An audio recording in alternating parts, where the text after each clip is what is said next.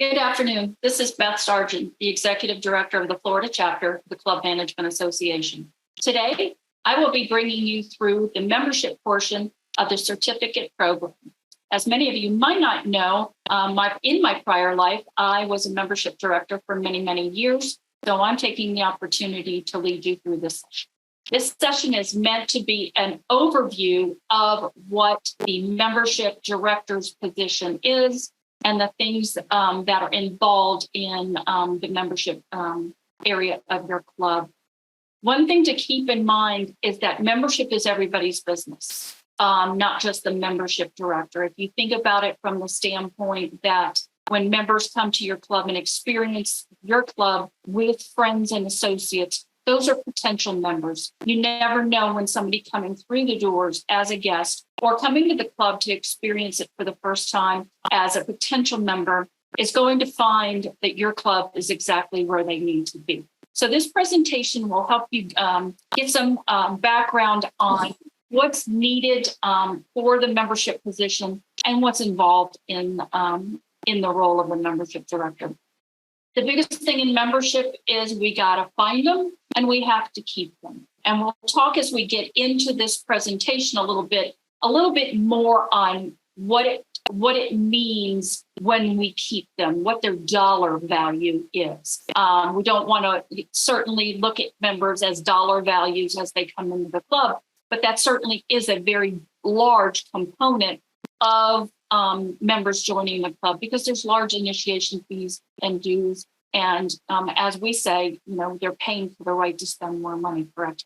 So we want to make sure that we give them the best experience. So let's get started. In membership, there is no silver bullet.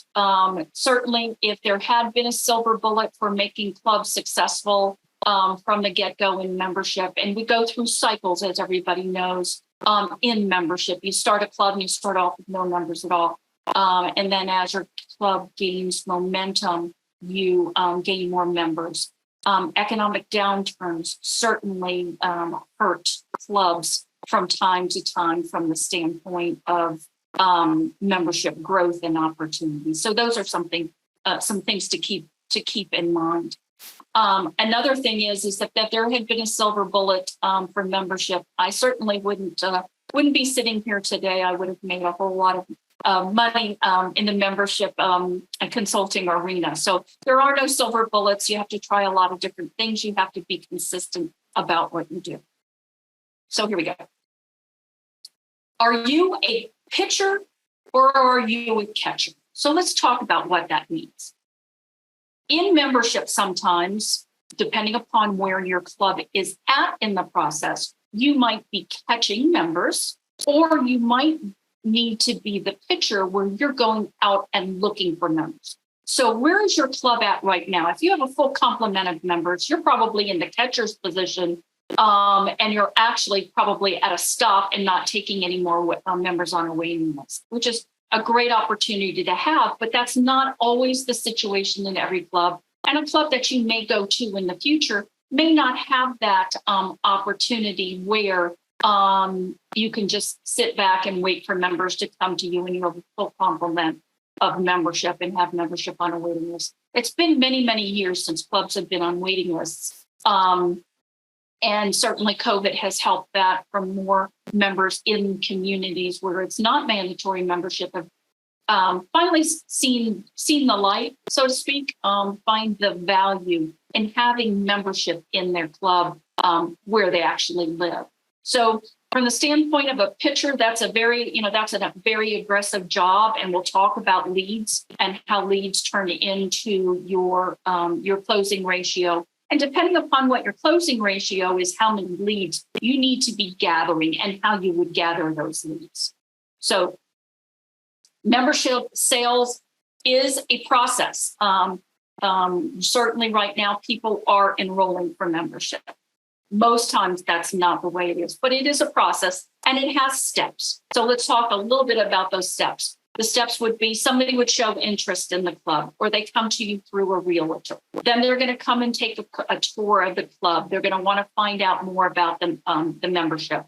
You may have a process at your club where they need sponsors and they need sponsor letters and they have to go through a process of being approved for membership. That's all part of the process. And it's very important that we look at this like it's a Fortune 500 business. Most of our clubs are between a 5 and, 70, $80 million a year proposition. So we have to look at it, even though it is very personalized opportunity with membership and a process that's very personalized. We need to look at this as a professional process from the standpoint of how do we keep track of our leads? Are we keeping track of those on Post-it notes? Or are we keeping those in a CRM, customer relations management system, or member relations management system? Some membership directors are using the actual Jonas system as an MRM, or some of the other back of house systems that clubs are using actually have that component built in now. So it's a really nice opportunity to keep all of those leads, all of those opportunities in one spot so you don't miss an opportunity. Just a quick story about myself. Back in the day when I started, we didn't have MRMs, we didn't have CRMs, so we would keep Excel spreadsheets of all of our members. And you would get busy and somebody would call and you'd take it down on a Post-it note and you talk to them in depth about membership, what they were looking for and the experience they were looking for. You'd write it down. And you'd say you'd send them information, and then something would happen and a piece of paper would go on top of it. And 3 or 4 days later, maybe 5 or 6 would go by, and I would find that sticky note. And I go, oh, doggone it, I forgot to send it to those folks, send the information to them. It doesn't look professional, right? So it's one of those things that you need to make sure that your club is using a professional member relations management system. And I'm certain most of you are. Membership drives everything. As I said before, members pay dues. Dues usually, in most cases, cover the carrying costs of opening the doors of the club. Food and beverage most times doesn't make money and is an amenity. Golf most times does not make money. It's an amenity. So the membership dues drive everything. So a healthy membership, having an active and robust membership is everything. If it's in a downturn and you have more people in your pipeline, so to speak, of people who are interested in and those that you can contact about membership and say that we have membership opportunities available, membership drives everything. We always want a full membership, full complement of members. That is a healthy club. That is a club that will be able to run on a good basis from the standpoint of paying its bills, but also have a good churn of members who will have those capital resources for just the day-to-day capital improvements that are needed at the club or the future goals of the club from the standpoint of enhancing facilities. So membership does drive everything. What you do today is felt in 3 to 6 months. This is no different that in any other area of the club. It's not an immediate. In food and beverage, if you change the prices or you change the recipe on something, that will be immediate. But in most points, you don't feel the decisions you make today. You're going to feel it a week down the road, 2 weeks down the road, when the members really get wind of something that's changed in another area. Same thing with membership. It is a constant. So what you do today from your pipeline, the process usually takes, and each club is different on what the time period is from a lead being just a lead to them being a prospect, or are they a suspect to actually joining. So that process can sometimes be fairly long, from 3 to 6 months. For your club, it might be longer than that. And I would suggest you, and we'll talk about this a little bit, that you have a conversation with your membership director and you find out some of these details about membership and show them that you care and that you understand the importance of that area. It's a marathon, not a sprint. Again, it's a job that takes you to be diligent every day, making sure that you have a schedule. I'm supposed to contact these people this week. These are the people that are coming in for tours. These are the people whose applications that I have that I'm waiting on, maybe a recommendation letter or an approval from the board. or there might be some other steps. So being very methodical and it being a process and a marathon, not a sprint, is going to make the better membership department, make the better membership director, somebody who can have a lot of details up in the air, but be very organized about those details is very important. It's also in a spaghetti approach. It's not always just doing prospecting or suspecting in one way. You have to have multiple ways. Your guests, your current members, you might have a program at your club where it's a stay and play. There might be an opportunity where if there's real estate in your club that's available, your club might go to a northern market and do a summer blitz. So it's a multiple prong approach to membership, and having leads in all of those areas is important, but also knowing where your best leads come is something that is exceptionally important as well. And we'll talk about that. Okay, so our members derive the value of their membership, dividing the dues based on their usage. And I probably could update this is to say usage / importance of the club to them and the how they feel about the club, their emotional buy-in of the club, the emotional attachment that they have to the club is certainly going to increase their usage. So that usage has many meanings of it. So think about it. Dues divided by usage is value. If they're not getting any value out of the club or usage out of the club, they're not coming to the club, they don't have any emotional tie, the less value the club is going to have to that person. So it's going to show them maybe they don't need this membership. And if membership is not mandatory, this is where those members become suspect to possibly resigning their membership because they're not emotionally attached and they're not using the club. So this is how a member in their mind determines what the value is. So let's look at just an example of the value of an individual member. And these numbers certainly are going to be different for your club. Your initiation fee is probably much higher than this, but this is just an example to get some numbers rolling in our minds. So the initiation fee in this club here is $15,000. Dues are $10,000 a year. The average member stays about 7 years at a club. So over those 7 years, that's about $70,000. It would be interesting for you to also talk to your membership director and ask your membership, what's the average length of a member at your club? Membership directors will know this information and should know this information. So you would be able to take that 7 in your calculation and to determine what that is. Maybe it's 10 years, maybe it's 20 years, and your dues are a lot higher. But for this example, this is $70,000. The average member spending $2,500 a year over dues for 7 years is another $17,500. So the total value over that time period is $102,500. The initiation fee, the dues, and the spending over that time period. So that's a lot of value. So as members are walking around, and specifically in our Florida clubs, we'll see that the initiation fees are much higher and the dues are much higher. So consequently, this number of $102,000 over a 7-year period is going to be much higher.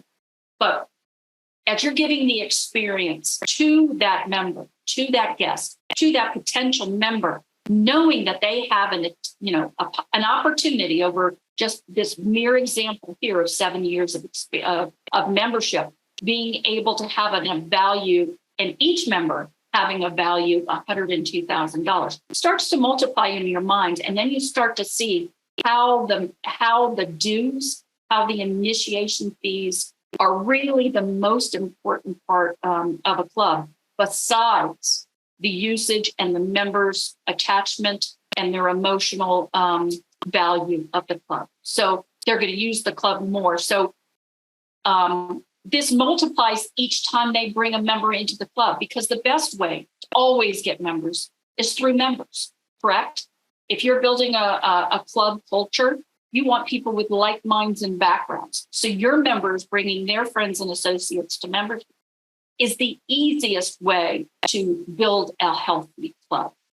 Sometimes in this market, we don't have that opportunity because people are coming from all over the country. We now have many more first-time clubbers, club members that are coming from other areas of the country that are coming to Florida and might be working from home and have never been a member of a club before. So they don't know people as they're coming to the club. So if each member was to bring you 3 members times that $102,000, each member is worth $307,500 on top of what they pay because they're helping you with a healthy membership. So a couple of takeaways from this. I would ask your membership director, certainly know what your initiation fees and your dues are by category of membership. What's the average length of membership length for a club member in your area? And it might differ by types of member. Social members compared to golf members compared to tennis members may have different length of service of membership. So knowing those would help you do these calculations in your mind. So initiation fee plus 7 years of dues in this example, plus 7 years of our spending gives us clubs specifically what that member is worth. Let's talk about marketing plans. Again, we were talking about this being a small business relatively, but working at it as if it is a Fortune 500 business. So preparation, knowing a SWOT, what are your strengths, weaknesses, opportunity, and threats of your club? And how do those compare to your competition and who are your members? Things in this nature might be that you are a club with high handicappers, or you're a club with low handicappers. That you have limited dining service might be an opportunity, or it might be a threat. You don't have pickleball courts. That could be an opportunity or a threat. But knowing what your club has and where that stacks you up from a SWOT analysis compared to your competition. I always knew as much about my competition as I did my own club. It was important for me when somebody was sitting in front of me as a potential member that I was able to say to that member, that potential member, things about my club when I was asking them, what are they interested in? Are they tennis players? How often do they play tennis? What leagues do they play in tennis? What rankings are they in tennis? Are they, an A, B, C, or D type tennis? Do they like to play competitively? If I know that our club has a very robust program, or we have traveling leagues, that might be important for that person compared to a club that they might also be looking at. I can not downplay that club, blatantly, of course, but I could say one of the things that you'll find at our club is that we have a robust ladies traveling league. So having that SWOT analysis of where you stack up with your competition is extremely, extremely important. And who are your members? Where do they come from? We'll talk about this a little bit later in another slide. But who are your members? Where do they come from? Are they mostly blue bloods? Are they old money? Are they new money? Are they entrepreneurs? Are they doctors? Where are they from? Are they from the Northeast? Are they from the Midwest? And specifically, what was always important to me to know is where are they a member of, if they're a member of a Northern club? Because I was always very lucky to have very astute golf shops and tennis shops that when I took that person on a tour and I knew that they were a member of Appowamus, that I was able to say to the golf shop, Mr. and Mrs. Smith are a member of Appowamus or whatever club it was. And our golf professional staff was able to say, do you know so-and-so and so-and-so and so-and-so who are also members at Appowamus, or they're from that area? So that gives you that tie in to, again, people joining clubs where they feel that they're going to be comfortable and where they might know people. Most people don't want to join a club, might be different now, that they don't know anybody. But if you can make those immediate connections that you have members, current members from those areas or from specifically those clubs or where they live at. If you're a community where you don't have to be a resident inside the club, where do they live? And we'll talk about that in a minute when we talk about mapping and knowing where your members are coming from. We map from their northern clubs, and also you could do it from villages if you have villages or communities within your club community, knowing who their neighbors are and saying, well, Mrs. Smith, your next door neighbor 2 doors down, plays in our tennis league, things of those natures. But that SWOT analysis, knowing what your opportunities, what your strengths are over your competition are very, very important. And like I said, I always had a little cheat sheet in my desk that I could pull out. And if they were if they were talking about a club, I could play off of what our strengths were or our weaknesses or something that another club might have over us. Certainly not being and always being forthright and honest, but being able to know what the competition had based on what they're looking for. Who's the target audience? What does your best member and your best prospective member look like? That goes back to who our current members are, where our members are coming from. So who's our target audience? And where are we going to find more people that look just like our members that are going to fit into the club and the culture that has been built? Some of the other things included in the marketing plan that make us professional is our goals. What are our closing ratios? And what do I mean by a closing ratio? We'll talk about that again here in just a minute. And how many leads do I need to make that goal? So we'll talk about that. Strategies, how are we going to do it? Are we going to rely specifically on our members? And is it going to become very much a part of our culture that our members know it is their right and responsibility to keep a healthy dues line and healthy membership roster to run the club? Or are we going to be working with real estate and we're going to be teamed up with them to make sure that the right people are buying those homes or those condos or residences within our community to keep our club healthy, but also keep our culture. And then the budget. What is required to do it and to do it right? Membership matriculation does take a budget line item, especially in a not full club or a club that doesn't have a full complement of members.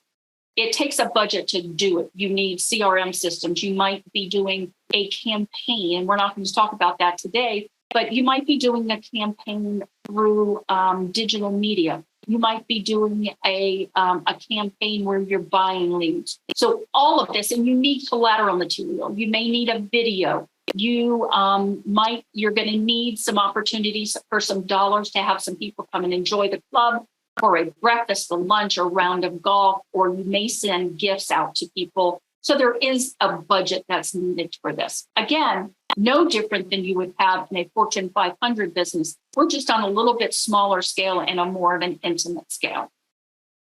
Succeeding in a down market, luckily, not many of our clubs right now are having to worry about getting members, but I thought it was important to put it in here in case you go to a club in the future that is striving for membership. And so you're looking for memberships within your opportunities within your membership, which might be upgrades, taking members who are maybe weekday golfers or they have only the opportunity to play golf a certain amount of times a month and turning them into a full-time golfer. How would I do that? I would work with my golf professional to see if we can give them lessons so they enjoy golf more often and then they'll want to upgrade to that membership. A lot of times people will come for a tennis membership.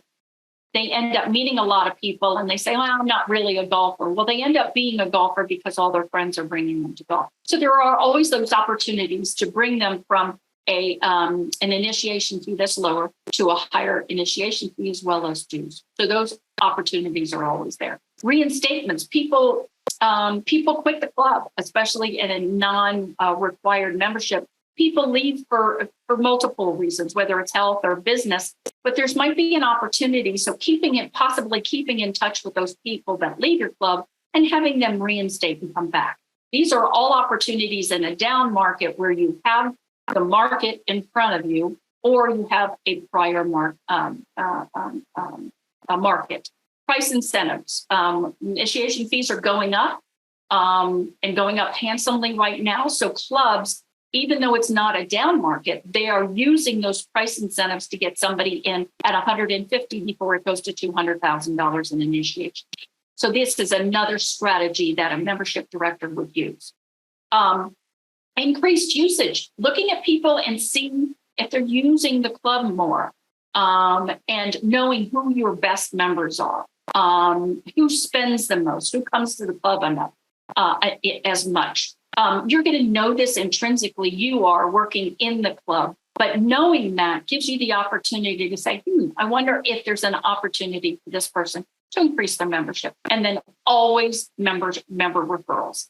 Going back to that example that I gave you just a couple of minutes ago about the value of a member, think about the value of every guest walking through or driving through your gates every single day, coming into your club every single day, that guest has the potential of whatever you determine that number is, your dues, your initiation fees, and your spending over that period of time. That's how much a guest is worth.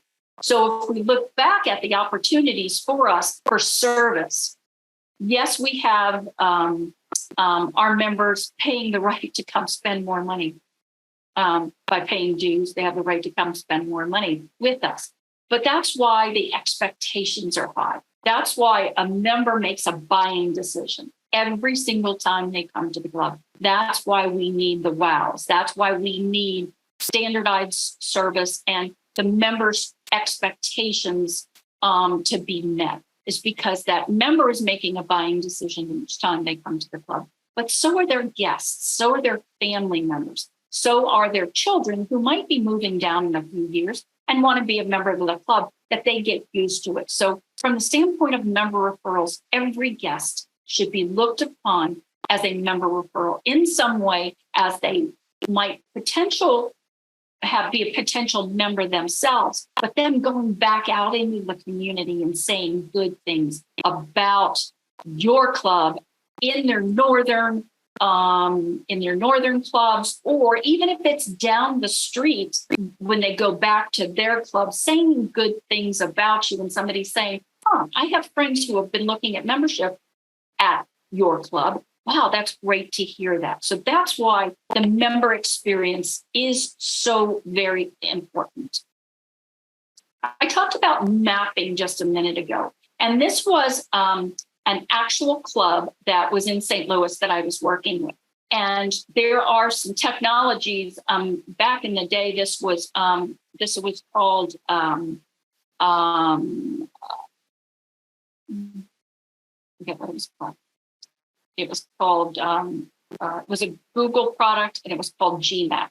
And what this did is that you could put in an Excel document into this computer, and it would map on the map where all of those addresses were from. So you can see here that this club, mostly right around the Missouri area, around the St. Louis area, had members all the way from the West Coast of California, Las Vegas. They had members from Dallas, Houston, and they also had members from the Florida markets. Once you zoomed this in, you could get more data on where those communities are that those members are coming from. Again, remember back where I was saying, if it's not a club with mandatory membership and you take members from the outside of your club, this is actually a city club, an athletic city club, that this showed us where our members were coming from. If I could zoom this out, you could see that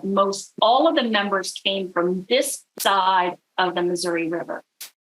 People going into Illinois, which is right here on the other side of 55, not many members were coming from that, but you could see it was going right up there to the river.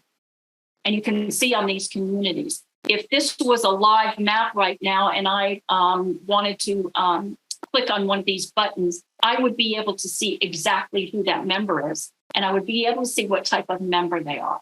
So having this technology available in my office when I had a prospective member come in and I asked them what community they lived in or where they lived, I'd be able to bring this map up and pin them on this map and say, oh, do you know Mr. and Mrs. Smith, Mr. and Mrs. Jones, and Mr. and Mrs. Duncan that live right there specifically in your neighborhood? So these types of technologies are really important. This is also important for, we did this also for our northern addresses of all of our members for the club that I worked at in Florida. We had our northern members all mapped on this. So again, I could do the same thing when they came into my club in Jupiter. I could say to them, where are you from? And they would tell me where they were from in New York or Connecticut. I could pin them on the map and tell them how many, or show them how many members we had in their general vicinity from where they came from. This information is powerful because it helps you go back, and when we were saying that there's some value and you have to have money to, run your membership programs, this helps you diagnose and to spend those dollars wisely and not spend that money on the west-hand side of the Missouri River, but they use that money on the east side of the river, and maybe I use it in pockets, or maybe I buy new resident lists in these certain zip code areas because I know where those members come from. So having this information of where your members, and you might do this even in your clubs, even if it is mandatory membership, that you can use it for mapping your members within your community, but mapping them for their northern addresses as well, and knowing where those members come from. It comes from the standpoint of culture, expectations. If they're coming from certain part of the country, we know members have certain expectations if they're coming from certain parts of the country. I don't have to tell you that. So as I mentioned to you here, I was able to point on this pin right here, and it was Todd Guyan, and he was a cardiothoracic surgeon, and I knew which zip code he lived in, and I knew his phone number, and I knew his address. So I would be able to use that information strategically with somebody who was sitting in front of me. So as you can see, this is very, very powerful information. There's a ton more technologies that are out there now that allow you to map your numbers. But again, this is the creativity. This is the power of knowledge, going back to who are our members and finding more members like that, right?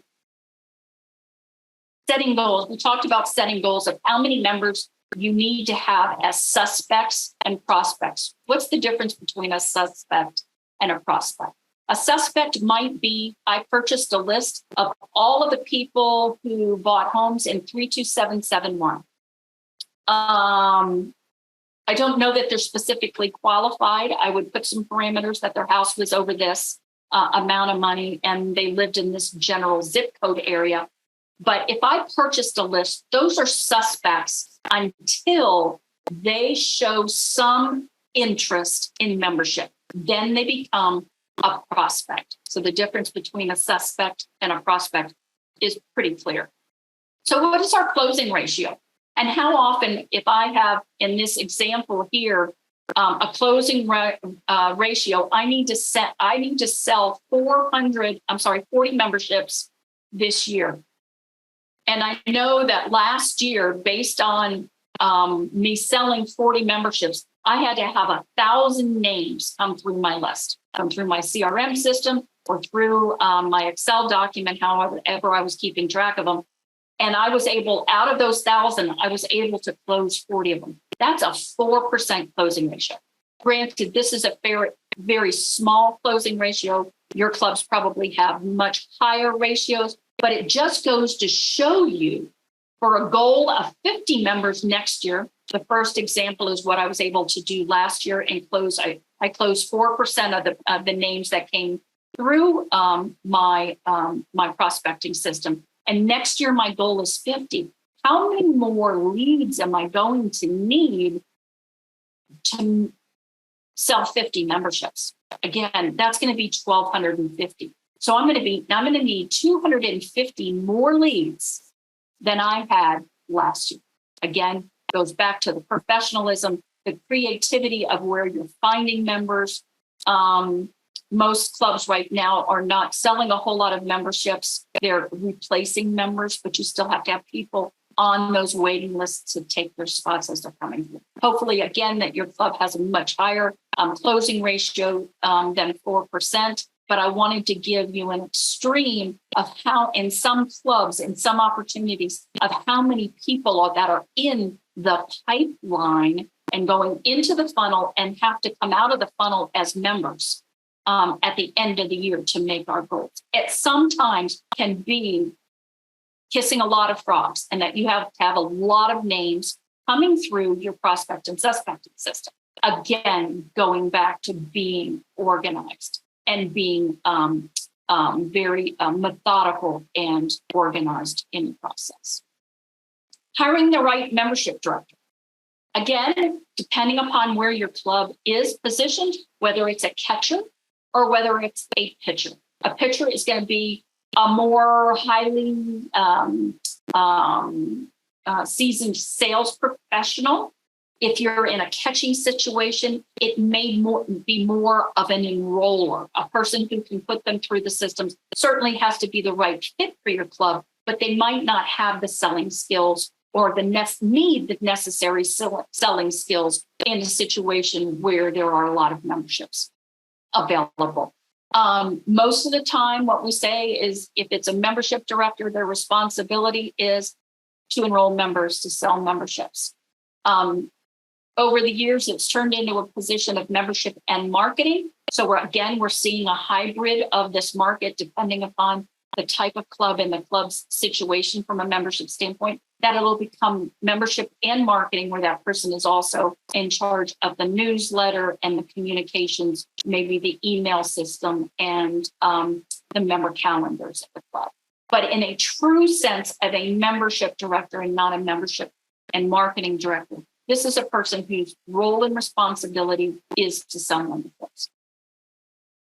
But it takes a sales team. So let's talk about this. It is everybody's responsibility. I've given you a number of examples about the value of a prospect or a suspect or a guest coming through the doors and what they're worth over a period of time. So that's important. So whatever your position is within the club, it's very important that you make sure that everybody is on the team, that the general manager is certainly involved in the process, your board's involved in the process. Depending upon what type of club you have a membership committee who might be out there prospecting with you, or they might be doing the actual site visits, they might be doing the interviews.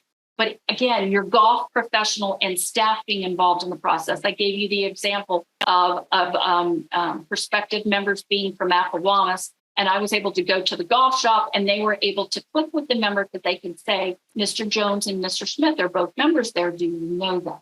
So again, same thing with tennis professionals and their staff, knowing that they became part of the process. And I didn't have to be a salesperson.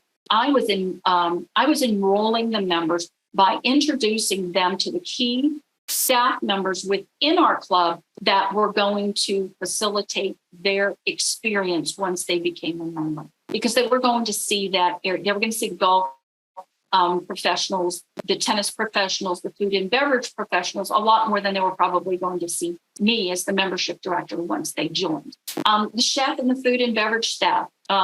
I always used to love to tell stories about, and because in most clubs you have a very long service length of employees in the kitchen. It's just something that is inherent in clubs, is that the food and beverage staff, especially in the kitchen, stays a long time.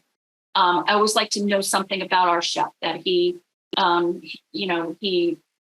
favorite dish to cook is, and on the menus you'll see that he uses a lot of these spices, or our chef has a spice garden, an herb garden in the back of the club, that or where he gets his produce, that everything is locally sourced. I'd like to know a lot about the food and beverage staff as well as the chef. we have a psalm. We have 4 people that work on our wine list. Again, having that opportunity to keep that member within the prospective member within the conversation was something that was important to them using the staff member. So when I went into the dining room and I knew something about a prospective member, I could introduce them if they were people are prospective members who were really interested in wine. I could introduce them to the psalm, or I could introduce them to the beverage manager, or if the chef was there, I could introduce them to the chef, and again, build that relationship. So you can see where there is a membership director, but it's not the membership director's sole responsibility to sell memberships. It's everybody. It's also all of the experiences that take place from the minute they come into the gate till the minute they leave the gate. Thinking about this has gotten a little bit better, but back in the day, you'd have a grouchy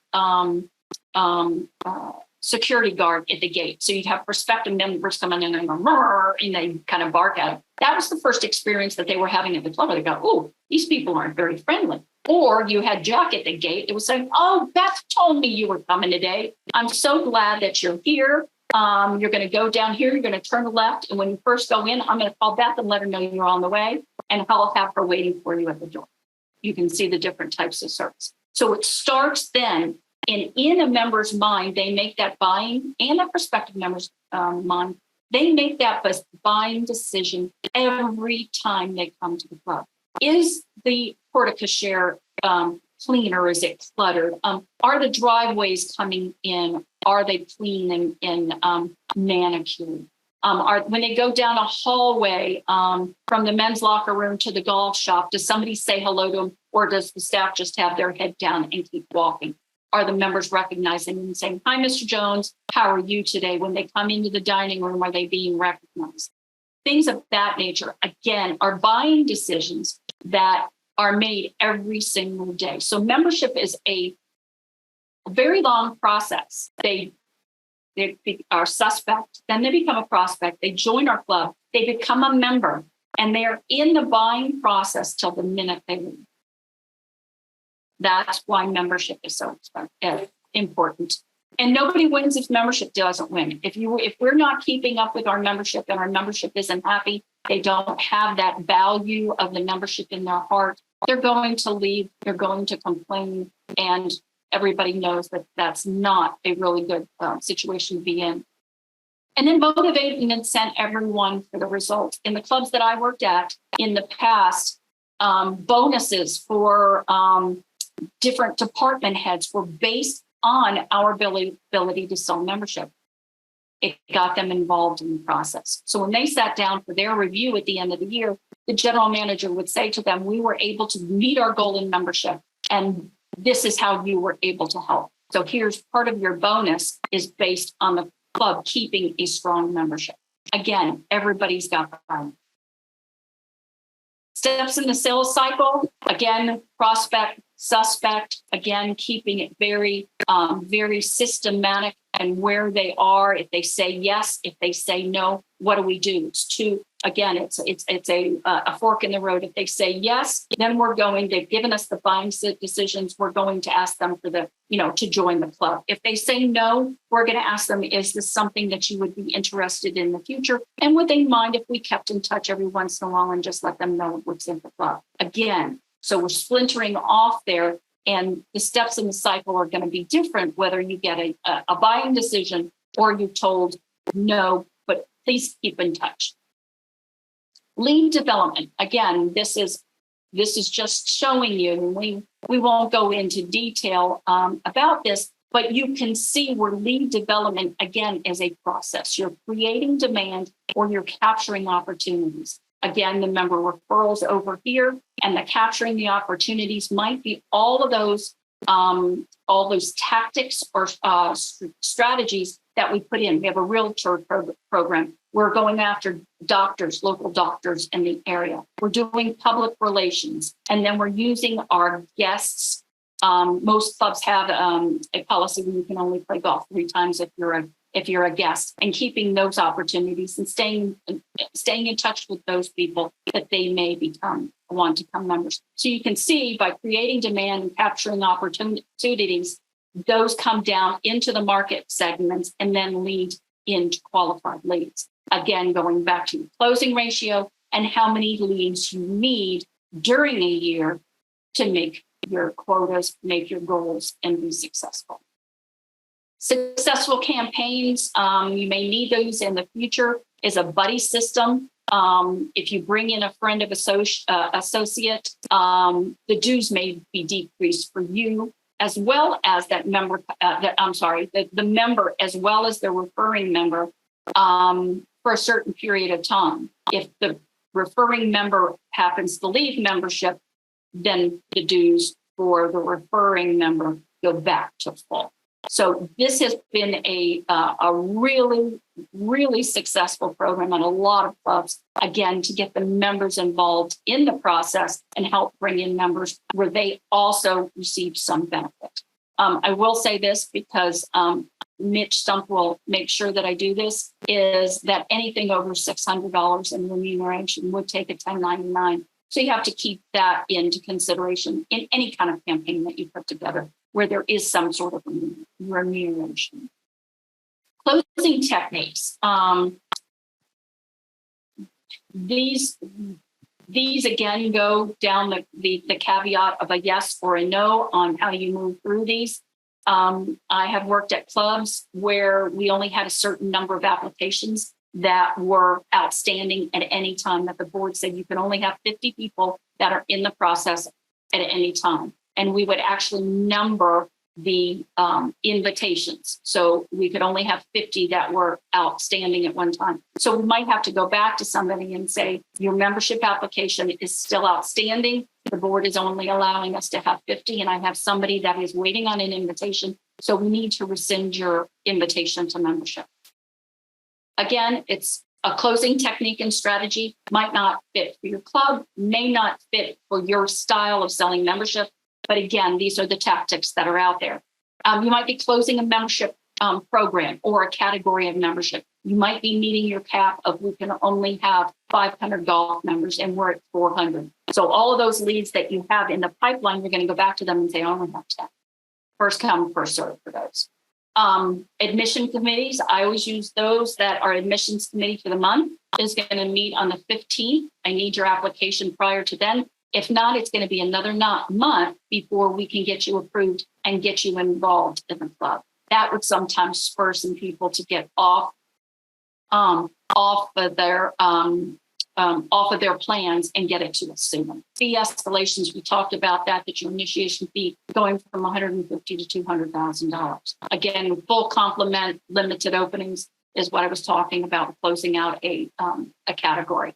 Assumptive close would be somebody sitting in front of you and you can just tell they're ready to sign. They want to be a member today, is basically pulling out an application and saying, it sounds like you would really like us to propose you for membership. Can we fill out the application so I can speed this along for it? Assumptive close, just pulling the membership application out there and having them sign it right there in front of you. The sponsor close, if sponsors are required in your club, is keeping the sponsor up to date with who you have in the pipeline that they have been sponsoring and that you have or have not heard from them, and having them spur them along in the closing process. Again, these are not all of them. These are just some of the closing techniques that I personally have used and have counseled in my consulting days for those to be used. It is said that a member has 32 touches every time they come to the club. Each of those touches, whether it be coming through the gates, coming through the front doors, the valet, walking down the hallway, coming into the ladies' locker room, into the men's locker room, going to the first tee, the average member has 32 touches in different areas of the club. All of those are buying decisions. All of them are building that member inclusion, that member value each one of those opportunities or those touches. And the more they use the club multiplies that 32 touches. But each time they say that there's an average of about 32 touches per visit. Only three things can happen. Let's face it, during those 32 visits. It's a good, it's a neutral experience, or it's a bad experience. In my opinion, a neutral or a bad experience are unacceptable. So it should always be a good experience. Certainly things happen and we understand that. But having that in your mind that every time they come upon another area of your club for usage that day, or a staff member, or a dirty table that didn't get cleaned from last night's banquet, again, that's a touch. And that's a negative touch. So think about all of those touches. When you walk into a room, does it look tour ready? I always used to do, when I first came to the club in the morning, is make sure that the club was tour ready, because I never knew when somebody was going to walk in the club. To take a tour, I had appointments, of course, but I always wanted to see how the staff left it from the member event the night before, just in case somebody didn't come in or I didn't have to. And there were times that I had to say, I apologize, this room isn't set like normal, but our staff was here late for a member event that didn't get over till 2 or 3 o'clock. So I would always know walking into an area on what I was looking for. So again, those experiences are good, bad, or indifferent. It's all about details. As we know, in the current positions that you're in, we have a couple of membership directors that are in our program right now, and I'm speaking to the choir on this, and you understand this. But in all areas of the club, you understand it's the details. It's the details in anything that trip you up, and it's the littlest minute detail that just got overlooked that comes back to bite you. We're all really good at the big details, but it's the small details. So I've always liked to say that don't sweat the small stuff. People who say that surely they were never in the club industry, because we all know it's the little things that trip us up. So being organized, being methodical, being professional, being face forward in a good light at all times is really, really important. You never know what circumstances that member is walking into the club at that day. They've had a good day. They've had a fight with their spouse before they came in. They have some business problems that they've been dealing with as they drove up into the valet. We don't know the circumstances that they're coming into the club with that day, and what baggage, so to speak, that they're coming in into the club. And we also have our baggage. So we need to make sure that all of the details are in ready order. So that's the end of my presentation on membership marketing. So I hope that this is giving you an overview of what it takes to be organized and to be a successful membership director. The additional session that Robin Stoll and I did, I don't know whether you watched that one first or you're going to watch that one second after you do this, but Robin and I talk about the legal side of membership and how it all starts with bylaws and your articles of incorporation and your rules and regs. And so that's the other side of membership that runs the membership process. So congratulations for being in this program. I hope that you've enjoyed the session today, and I look forward to seeing you again.